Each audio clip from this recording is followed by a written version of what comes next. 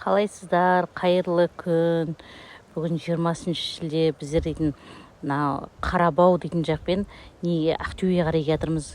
Мына жақтардың бәріне де су келген екен, тоже бар ғой. Кәдімгі асфальттар дейтін ойып кеткен ғой, опырып тұрып. Жолдың барлық жерінде ұшып кетірасында алдыңнан мынандай кішкентай мостиктер көрінеді. Міне мына жерде дейтін вообще кәдімгі нарашиш су қалай келген. Асфальт кәдімгі түсір жіберген ғой. Вообще қорқынышты. Bir жақ жаны жоқ вообще асфальттың бар ғой. Почти дейтін Сағызға дейін солай ғой. Қарабау енді ар жағы Атырау ғой. Атырау, Индерден Қарабауға келдік.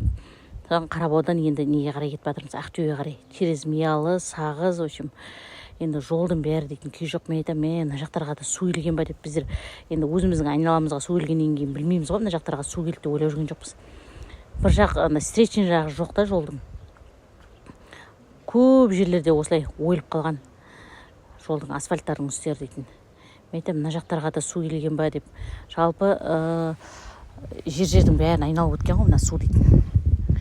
Осылай біздер дейтін жолды жүріп барып сағат 12-де Қарабаудан шыққаннан кешкі сағат 7-де ма кірдік Ақтөбеге. Аман-есен жеттік, Аллаға шүкір. Жолда осындай қызықтарды түсіріп келдім. Қызық болса, лайк басып, тіркеліп отырыңыздар. Баршаңызға рахмет.